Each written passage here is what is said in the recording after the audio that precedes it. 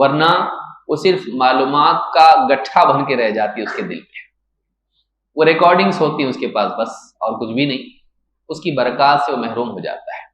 معلومات اور علم میں فرق ہے۔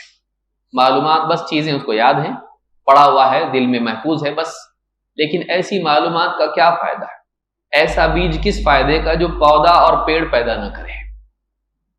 ایسی معلومات جو انسان کے دل میں تقوی اور ایمان اور اس کے دل میں خشوع اور اس کی زندگی میں خیر پیدا نہ کرے، کس فائدے کی؟ تو طالب علم بہت اس کے لیے ضروری ہے کہ وہ علماء کا احترام کرے۔ خطیب بغدادی نے اس کو الجامع لاخلاق الراوی و آداب السامع میں اس کو ذکر کیا ہے۔ تیسری چیز طالب علم کے لیے ضروری ہے کہ وہ علم کو براہ راست علماء سے حاصل کرے اور ایسے ذرائع سے حاصل کرے جو قابل اعتماد ہو، ایسے لوگوں سے علم حاصل کرے جو معتبر ہوں۔ یہ دونوں چیزیں ہیں، ایک تو علماء سے براہ راست کوشش کرے حتی الامکان کہ وہ سن کر علم کو حاصل کرے علماء سے، صرف کتابوں پر اعتماد نہ کرے، صرف یہاں وہاں سے معلومات جمع کر کے اپنے آپ کو بڑا نہ بنا لے اور یہ نہ سمجھنے لگے کہ میرے پاس علم آ گیا ہے۔ علماء سے علم حاصل کرنا یہ مسنون طریقہ ہے، اور یہی وہ طریقہ ہے جو آج تک چلا آ رہا ہے، اور اسی میں خیر ہے، اور یہ قیامت تک باقی رہے گا۔ اللہ کے نبی صلی اللہ علیہ وسلم فرماتے ہیں تسمعون ویسمع منکم ویسمع ممن یسمع منکم، تم سنتے ہو، یعنی مجھ سے کتاب و سنت کی باتیں، دین کی باتیں تم مجھ سے سنتے ہو، تسمعون ویسمع منکم، پھر اس کے بعد آنے والے لوگ، بعد میں آنے والے تم سے سنیں گے، پھر ویسمع ممن یسمع منکم، پھر جو تم سے جنہوں نے سنا ہے ان سے آنے والے لوگ سنیں گے۔ اس سے سماع کی دلیل ملتی ہے۔ علم کا طریقہ یہ ہے سمعت اپنے سے اوپر والوں سے سننا، اس طرح سے علم منتقل ہوتا ہے۔ اہل حق سے حق کی طلب کرنے والے سنتے ہیں، پھر ان سے وہ سنتے ہیں جن میں حق کی طلب ہوتی ہے۔ حق کو اہل حق سے طلب کیا جاتا ہے اور براہ راست سن کر طلب کیا جاتا ہے، یہ سب سے بہترین طریقہ ہے۔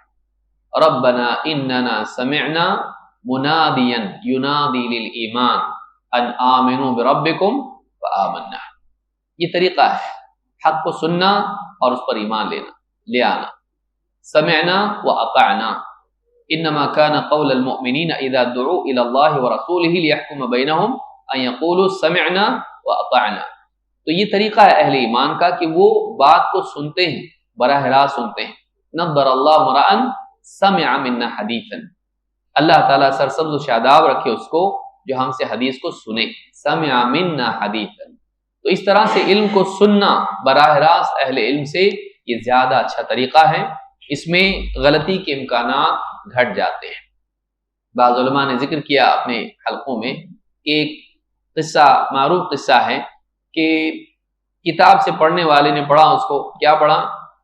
الحیۃ السوداء فیہ شفاء من کل داء الا السام الا الموت، حالانکہ حدیث کیا تھی؟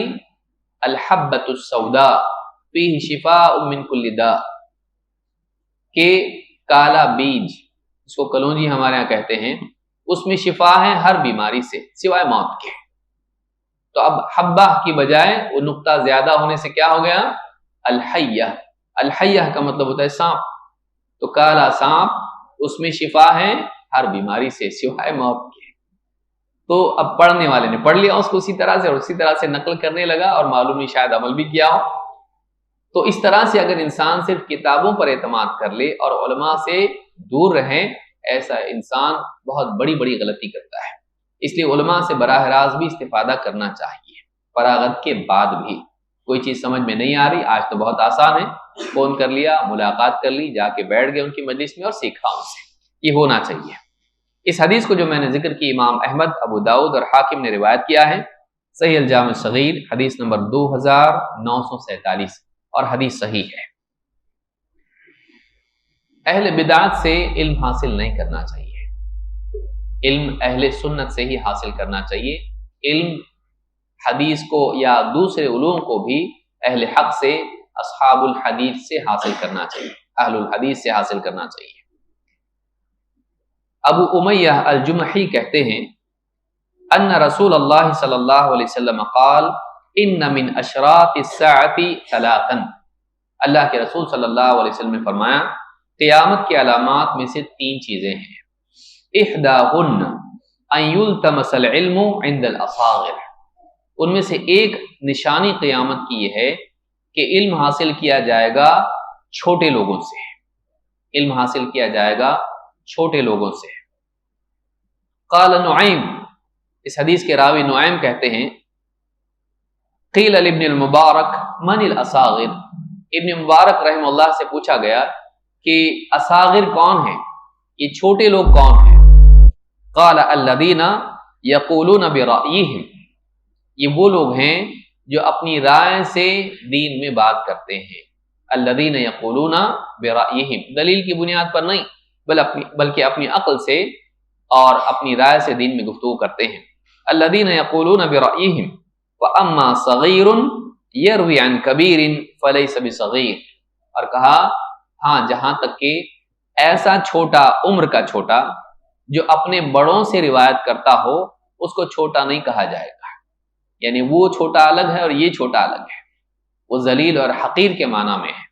ایسے لوگ جو اہل بدعت ہوتے ہیں اور دین میں اپنی رائے سے بولتے ہیں، ایسے لوگوں سے علم حاصل نہیں کرنا چاہیے۔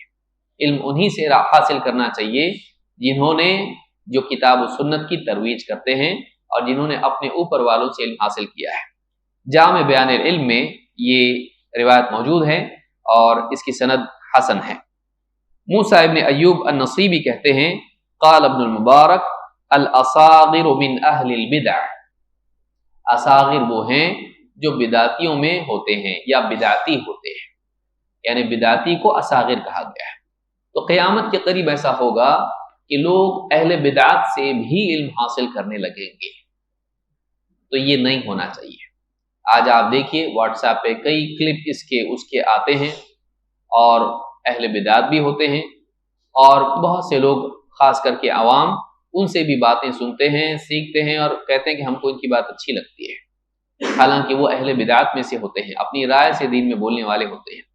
طالب علم کو اس میں احتیاط کرنا چاہیے کہ وہ اپنے دل کی حفاظت کرے، کیونکہ چیزیں دل میں جاتی ہیں نکلتی نہیں ہیں۔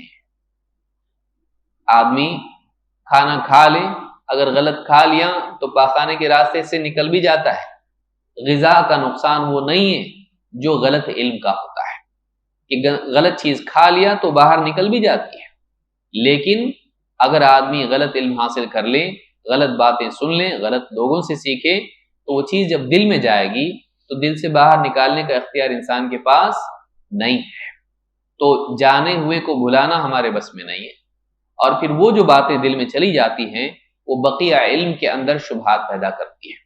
لہٰذا بہت ضروری ہے کہ ہم علم کو اہل علم سے، حق کو اہل حق سے حاصل کریں۔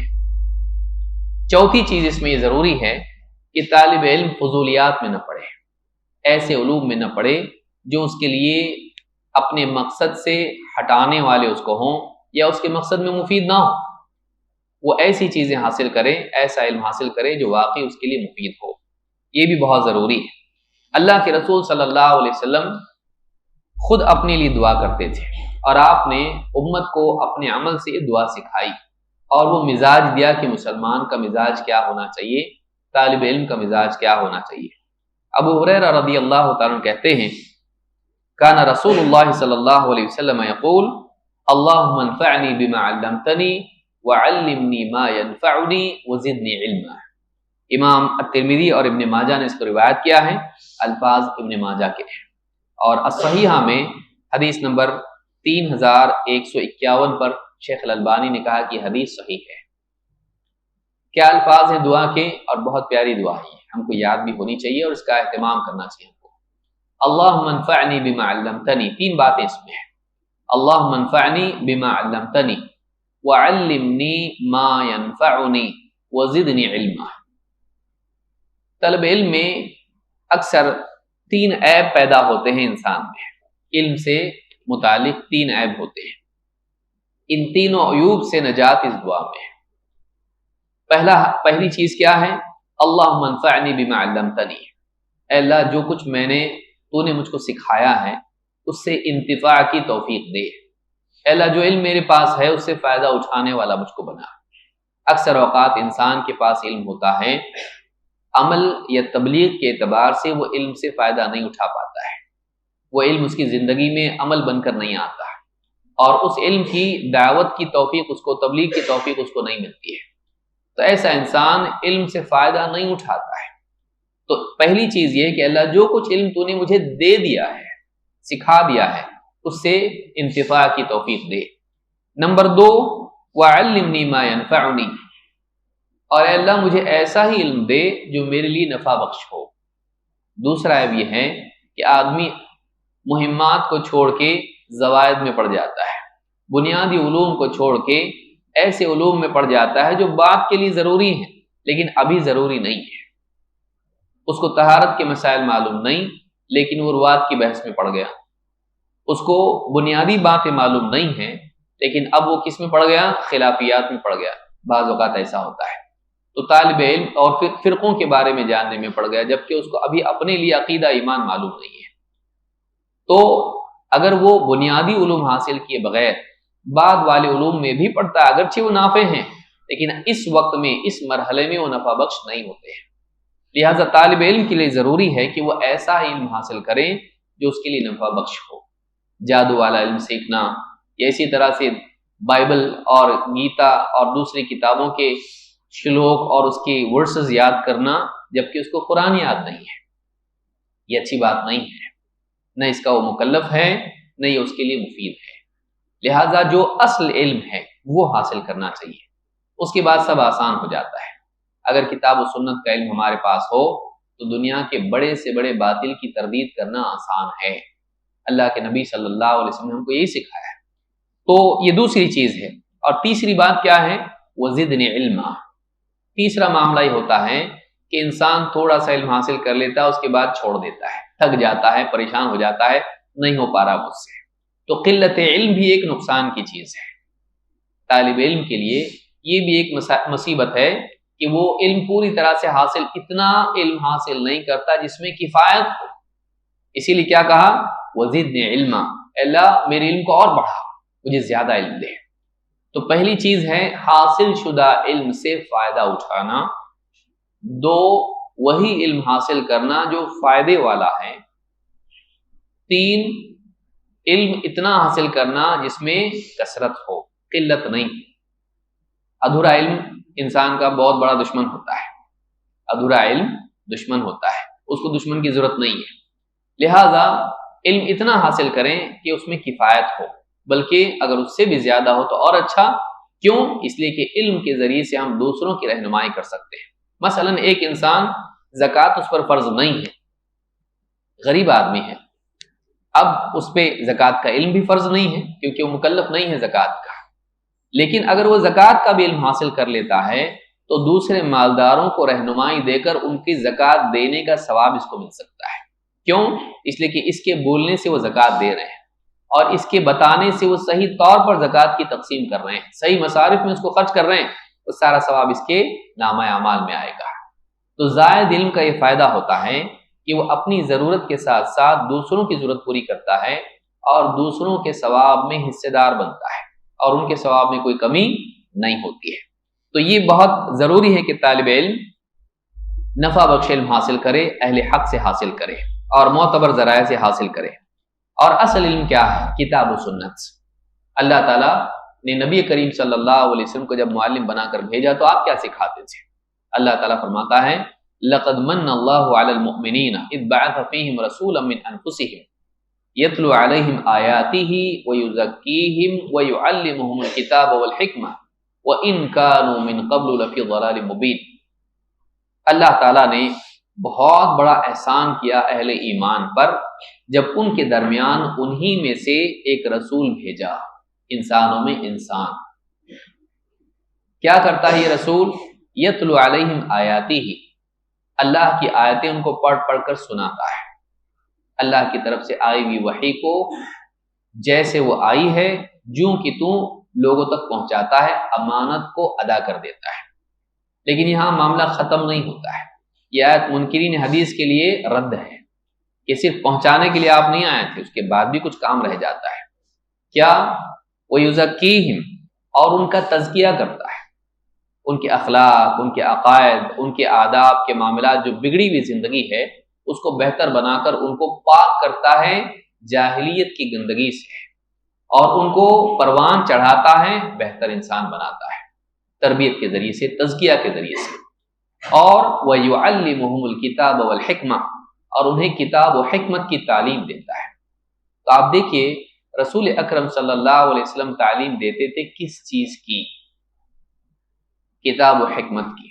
وَيُعَلِّمُهُمُ الْكِتَابَ وَالْحِكْمَةَ، تو معلوم ہوا کہ اصل علم کتاب و حکمت ہے، جو خود نبی کریم صلی اللہ علیہ وسلم لوگوں کو سکھاتے تھے، اور اس بگڑے ہوئے معاشرے کو بہتر بنانے کے لیے یہی وہ علم تھا جو اللہ تعالیٰ نے آپ کو دیا، کتاب و سنت کا علم۔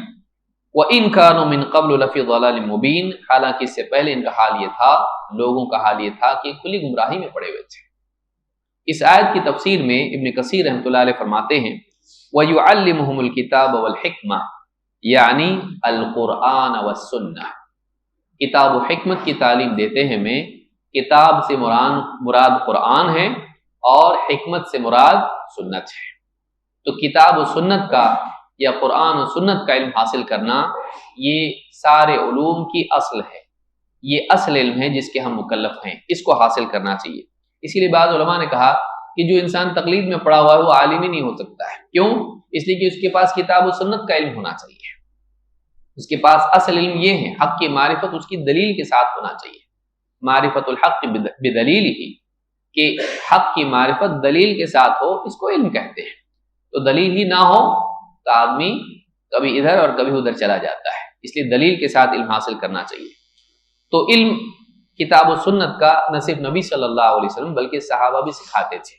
اکرمہ رحمہ اللہ فرماتے ہیں بعض اوقات اساتذہ طلبہ پر زبردستی کرتے ہیں علم کے تعلق سے، تو طلبہ جو ہیں شکایت کرتے ہیں، استاذ کو یہ حق ہوتا ہے کہ جبراً اس کو علم سکھائے۔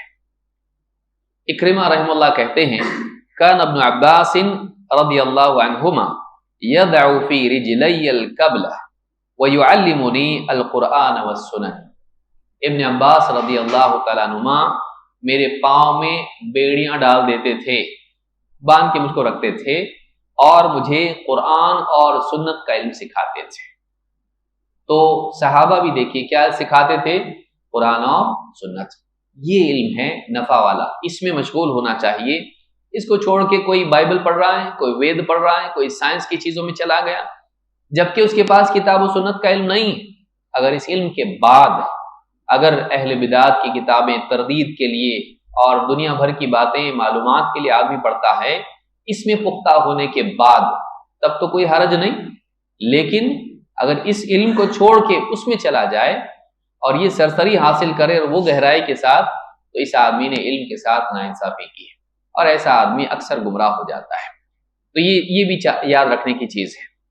پانچویں چیز طالب علم کے لیے ضروری ہے کہ وہ سلف کے منہج کو مضبوطی سے تھامے، اپنی زندگی میں عقائد کا معاملہ ہو، عبادات کا معاملہ ہو، اخلاق کا معاملہ ہو، حق اور باطل میں تمیز کا معاملہ ہو، دین کو سیکھنے اور سمجھنے کا معاملہ ہو، تو اس میں اپنی عقل سے قرآن و سنت تو حاصل کر لیا، قرآن کا اپنے دل سے کوئی بھی مطلب لینے لگے، حدیثوں کا اپنے دل سے کوئی مطلب لینے لگے، تو ایسا انسان گمراہ ہو جاتا ہے۔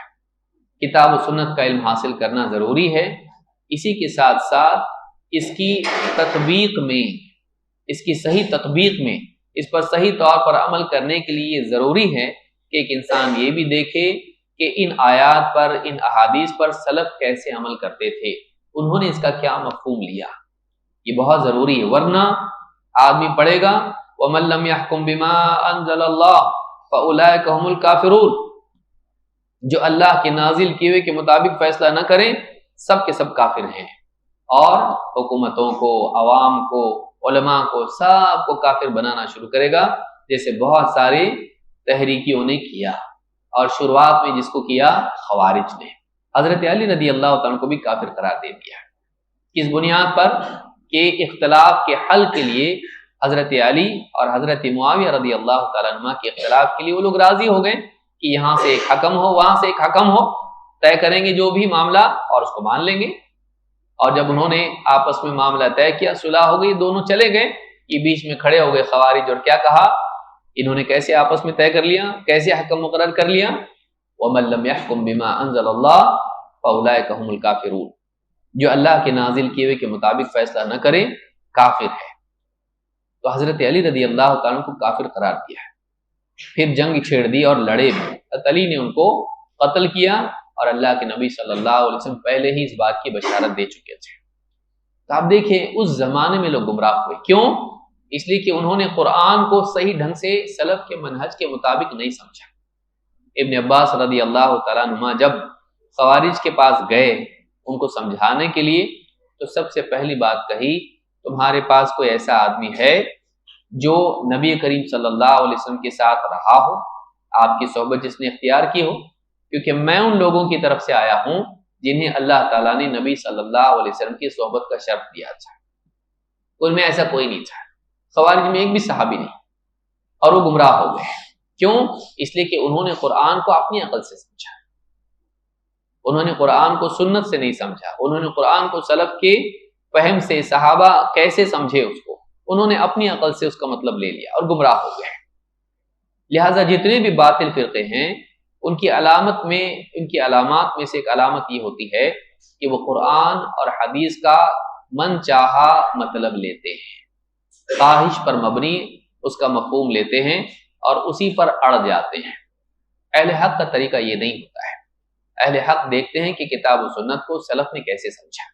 اللہ کے نبی صلی اللہ علیہ وسلم فرماتے ہیں، من یعش منکم بعدی فسیرى اختلافا کثیرا، جو شخص میرے بعد جیے گا وہ بہت سا اختلاف دیکھے گا۔ فعلیکم بسنتی وسنت الخلفاء المہدیین الراشدین، تو ضروری ہے کہ تم میری سنت اور میرے خلفاء راشدین مہدیین کی سنت کو تھامے رہو، ان کے طریقے پر چلو۔ مہدیین اور راشدین، ان کے طریقے پر چلو۔ تمسکوا بہا وعضوا علیہا بالنواجذ، اس کو تھامے رہو بلکہ اپنی ڈاڑوں سے پکڑے رہو، مضبوطی سے تھامے رہو۔ وَإِيَّاكُمْ وَمُحْدَثَاتِ الْأُمُورِ، اور خبردار نئی نئی چیزوں سے بچنا، نئے نئے افکار، نظریات، نئی نئی باتیں دین میں، ان سے بچنا۔ فَإِنَّ كُلَّ مُحْدَثَةٍ بِدْعَةٍ وَكُلَّ بِدْعَةٍ ضَلَالَةٍ، اس لیے کہ ہر نئی چیز بدعت ہے اور ہر بدعت گمراہی۔ اس حدیث کو امام احمد، ابو داؤد، ترمذی، ابن ماجہ اور حاکم نے روایت کیا ہے، اور صحیح الجامع الصغیر حدیث نمبر 2549 پر شیخ الالبانی کہتے ہیں کہ حدیث صحیح ہے۔ اس سے معلوم ہوتا ہے کہ اختلاف کے دور میں نجات کے لیے دو چیزیں ضروری ہیں، ایک نبی صلی اللہ علیہ وسلم کی سنت اور دوسرے صحابہ کا منہج، خصوصاً خلفائے راشدین۔ اور ضروری ہے کہ ایک انسان ایسے تمام افکار سے بچے جو دور اول میں نہیں تھے، ایسے منہج سے، ایسے اصولوں سے، ایسی چیزوں سے بچے جس پر سلف ہمارے نہیں تھے، خصوصاً صحابہ۔ تو دین کا ایسا فہم، نیا مطلب لے لینا قرآن کا، نیا مطلب لینا حدیث کا، جو سلف میں معمول نہیں تھا، جس کا، ایسی چیز صحیح نہیں ہے، اس سے بچنا چاہیے۔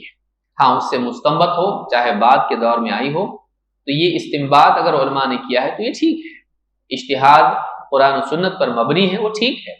لیکن صحابہ کے دور میں جو چیز دین نہیں تھی اس کو دین بنا دینا یہ ٹھیک نہیں ہے۔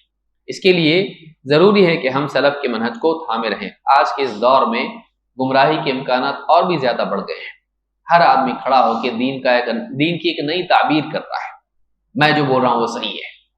اس دور میں بچنے کے لیے اور بھی زیادہ ضروری ہے کہ ہم دیکھیں کہ واقعی سلف کس طرح سے دین کو سمجھتے تھے اور اس پر عمل کرتے تھے۔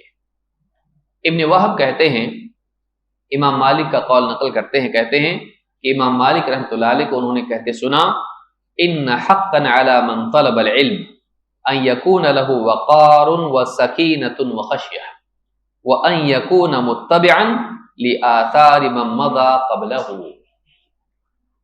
جامع بیان العلم میں ابن عبد البر نے اس کو روایت کیا ہے، اور اس کا نمبر ہے 1000 287 اور سند اس کی صحیح ہے۔ کہتے ہیں کہ امام مالک نے کہا ان حقا علی من طلب العلم، جو علم حاصل کرتا ہے اس پر یہ لازم ہے ان یکون له وقار وسکینۃ وخشیہ، کہ وہ باوقار ہو اور اس کے اندر سکینت ہو، سکون و وقار اس کے اندر ہو، اور خشیت اس کے اندر ہو، اللہ کا خوف اس کے اندر ہو۔ جب اللہ کا خوف علم سے کٹ جاتا ہے، دور ہو جاتا ہے، تو وہ علم اکثر مکر بن جاتا ہے، جیسا کہ یہود میں ہوا وَمَكَرُوا وَمَكَرَ اللَّهُ۔ تو علم ان کے پاس بہت تھا، معلومات بہت تھی، لیکن ان کے پاس خشیت نہیں تھی۔ ثم قست قلوبکم من بعد ذلك، اللہ نے کہا پھر تمہارے دل اس کے بعد سخت ہو گئے، تو ان کے دلوں میں سختی پیدا ہو گئی معصیت کی وجہ سے، اور اس کی وجہ سے وہ حیلے کرنے لگے اور حلال کو حرام، حرام کو حلال کرنے لگے اپنے دل سے۔ وہ علم کے پابند نہیں رہے، بلکہ علم کو اپنی خواہشات کے تابع کر دیا اور علم میں تحریفات کرنے لگے۔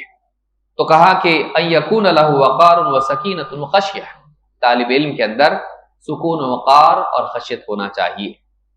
وان یکون متبعا لآثار من مضى قبلہ، اور ضروری ہے کہ وہ اپنے سے پہلے گزرے ہوئے اسلاف کے آثار کا متبع ہو، اپنے سے جو پہلے سلف گزر چکے ہیں ان کے آثار کی پیروی کرنے والا ہو۔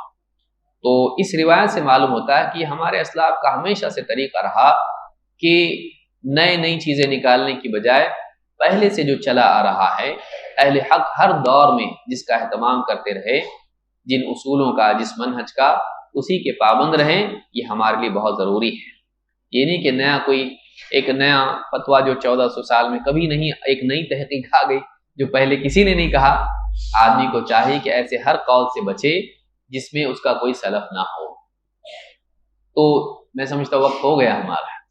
یہ کچھ چیزیں تھی، اور بھی باتیں بہت ساری، جن سے ایک ہے کہ میں بس گنا دے رہا ہوں تاکہ آپ اس کو یاد رکھیں کہ چھٹی چیز یہ ہے کہ طالب علم سستی نہ کرے، علم حاصل کرنے میں مجاہدہ کرے، کہ خوب علم حاصل کرے، اور اس کے لیے اس کو تکلیف ہوگی، تو تکلیف اس کے لیے برداشت کرنے کی اس کے اندر آمادگی ہو، چاہے مجھے تکلیف ہو، راتوں میں بیٹھ کے پڑھنا، جاگنا، یاد کرنا، نصوص کے لیے استاد کی ڈانٹ سننا، اور اس کو کتابیں پڑھنا، اور اسی طرح سے لکھنا، ہاتھ درد ہو رہا ہے لیکن پھر بھی لکھ رہے ہیں، یہ سب چیزیں کرنی پڑتی ہیں۔ تو جب تک کہ وہ تکلیف نہیں اٹھائے گا، واقعی اس کا علم پختہ نہیں ہوگا، اس کے لیے مجاہدہ کرنا پڑتا ہے۔ سلف میں ایک حدیث کے لیے انہوں نے مدینہ سے مصر کا بھی سفر کیا ہے صحابہ نے۔ جابر بن عبداللہ رضی اللہ تعالیٰ عنہ کا مشہور واقعہ ہے کہ 1 مہینے کا سفر انہوں نے کیا ایک حدیث کے لیے صرف۔ اور 7ویں چیز اس میں یہ ہے کہ طالب علم میں نشر علم کا شوق ہو، وہ علم کو اپنی ذات تک محدود نہ رکھے، اور اس میں مقصدیت ہونا چاہیے۔ دیکھیے بعض اوقات طالب علم حاصل کر لیتا ہے، پھر کچھ وقت کے بعد میں اس کے اندر آتا ہے کہ مجھ کو کوئی جاب کرنا ہے، یہ کوئی تنخواہ تو ہے نہیں، مولوی صاحب کی تنخواہ کیا ہوتی ہے، کچھ بھی نہیں ہوتی ہے، تو وہ سوچتا ہے کہ میں اپنے ماں باپ کی غلطی کی سزا مجھے کیوں ملے، ماں باپ مجھ کو ڈال دیے مدرسے میں، اب مجھے ان کی غلطی کی سزا کیوں ملے، میں فقر و فاقے میں کیوں جیوں۔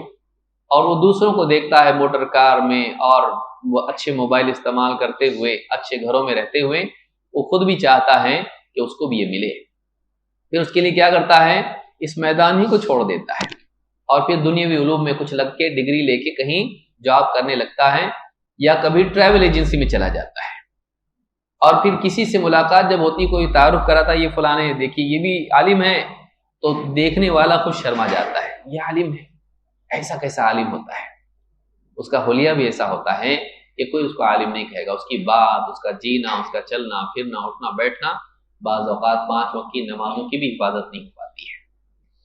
تو مقصد ہونا چاہیے، ہماری زندگی میں مقصد ہونا چاہیے، اور اس مقصد کے لیے جینا چاہیے۔ علم کے راستے میں تکلیف ہے، اس میں کوئی شک نہیں، اس میں فقر و فاقہ بھی آئے گا، اس میں دنیاوی اعتبار سے ہم دوسروں کو دیکھیں گے آگے نکل بھی گئے، تو کیا نقصان ہے اس میں؟ اصل آخرت ہے، دنیا نہیں ہے، اور علم والے کے ساتھ اللہ کی مدد ہوتی ہے۔ علم والے کے ساتھ میں اللہ کی مدد ہوتی ہے اگر وہ علم کی ذمہ داری نبھاتا ہے۔ آپ تاریخ میں دیکھیں کس کو یاد رکھتے ہیں لوگ؟ دنیا داروں کو، ان لوگوں کو یاد رکھتے ہیں جنہوں نے امت کو رہنمائی دی فتنوں کے دور میں۔ اس لیے اگر ایک طالب علم اپنی زندگی میں مجاہدہ کر کے علم حاصل کرے اور پھر اس کی نشر و اشاعت میں مجاہدہ کرے، اسی میں لگا رہے، اللہ تعالیٰ اس کی زندگی میں برکت دیتا ہے، اور آخرت میں جب اجر و ثواب لوگ دیکھیں گے تو تمنا کریں گے کاش ہم کو بھی اتنا ملتا ہے۔ تو دنیا والے تمنا کریں گے کہ کاش ہمارے پاس یہ ہوتا جو ان کے پاس ہے۔ تو دنیا والوں کو دیکھ کر طالب علم کو للچانا نہیں چاہیے، وہ گھٹیا چیز لے رہے ہیں اور آپ کے پاس اعلیٰ چیز ہے۔ نمبر 8، دین میں بلا علم گفتگو کرنے سے بچنا چاہیے، بغیر علم کے بات نہیں کرنا، لوگوں کو اپنی طرف اٹریکٹ کرنے کے لیے کچھ بھی نہیں بولنا، نہیں معلوم تو نہیں معلوم بولنا ہے۔ امام مالک رحمۃ اللہ علیہ کا مشہور واقعہ ہے کہ ان سے کئی سوالات پوچھے گئے اور انہوں نے تقریباً سارے سوالات کے جوابات میں کہا لا ادری لا ادری لا ادری، نہیں معلوم۔ تو ایک آدمی نے ان سے کہا کہ آپ کیسا بولتے ہیں، اتنے بڑے امام ہیں آپ، مدینہ کے امام ہیں، آپ لا ادری بول رہے ہیں؟ تو میں جن کی طرف سے میں آیا ہوں سوالات لے کر، سب کو جا کے کیا بتاؤں؟ تو نے کہا ان کو جا کے بتانا۔ میں نے کہا لا ادری، ان کو جا کے بتا، گویا کہ وہ جملہ یوں ہے کہ ان کو جا کے بتا دینا میں نے اپنی لا علمی کا اقرار کر لیا۔ تو یہ طالب علم میں ہونا چاہیے، ہم کو نہیں معلوم کا مطلب نہیں معلوم، اتنی ہمت اور حوصلہ ہمارے اندر ہونا چاہیے کہ اگر ہم کو نہیں معلوم ہے تو ہم یہ نہ سوچیں کہ اب لوگ بولیں گے مدرسے سے پڑھ کے آیا اور اس کو اتنا موٹا مسئلہ معلوم نہیں، تو کچھ بنا کے بول دو بھائی، تاکہ عزت بچی رہے۔ عزت بچی رہے کہاں بچی؟ عزت اصل اللہ کے نزدیک چلی گئی، یہ ذلیل ہو گیا اللہ کے ہاں، تو پھر لوگوں کے پاس عزت پا کے فائدہ کیا ہے؟ لوگوں کی عزت کوئی چیز نہیں ہے، اصل عزت اللہ کے پاس ہے۔ اگر اللہ کے ہاں ذلیل ہے تو پھر وہ دنیا میں بھی ذلیل ہے، آخرت میں بھی ذلیل ہے۔ تو اپنی طرف سے کچھ بولنا نہیں۔ اور 9ویں چیز کہ علم کے ساتھ عبادت کو اور عمل کو بھی جمع کرنا ہے۔ علم حاصل کر رہے ہیں، عبادت کا اہتمام ہونا چاہیے۔ امام احمد ابن حنبل رحمہ اللہ کے پاس کسی نے، کچھ دن پہلے ہی میں پڑھ رہا تھا، کسی نے ان کے ہاں قیام کیا تو انہوں نے اس کے لیے وضو کا پانی رکھ دیا اور غالباً مسواک بھی رکھ دی۔ اب جب فجر کے لیے اٹھے تو دیکھا کہ وہ ویسا کہ ویسا ہی ہے، طلب علم کے لیے کوئی آیا تھا اور ویسے کہ ویسے ہی رکھا ہوا ہے۔ امام احمد بن حنبل تعجب کرتے رہ گئے اور کہا کہ طلب علم بھی ہے اور عبادت نہیں، یعنی وظیفہ نہیں ہے، عبادات نہیں ہے، تو یہ کیا چیز ہے؟ تو طالب علم کو چاہیے کہ اس کی زندگی میں عبادت بھی ہو، فرائض کے ساتھ ساتھ سنت نمازوں کا اہتمام ہو، اگر ممکن ہو تہجد کا اہتمام ہو، صبح شام کے کھانے پینے کے سونے جاگنے کے اذکار کا اہتمام ہو۔ اس کی آپ خالی دیکھیں گے کہ حدیث صحیح ہے کہ ضعیف ہے، یہ نہیں، اس کے ساتھ اس پر عمل بھی ہونا چاہیے کہ بھائی فلاں مسجد میں داخل ہونے کی دعا کیا ہے، مسجد سے نکلنے کی دعا کیا ہے، کتنی ساری دعائیں جو ہم لوگ نہیں پڑھ پاتے ہیں، اس کا اہتمام ہونا چاہیے، عبادات کا اہتمام ہو، اور جو علم ہے اس پر عمل آدمی کرنے والا ہو۔ 10ویں اور آخری چیز یہ ہے کہ طالب علم جب جمع کر لے، اپنے کو بڑا نہیں سمجھے، اپنے کو بڑا نہیں سمجھے، بلکہ اس میں تواضع ہونا چاہیے۔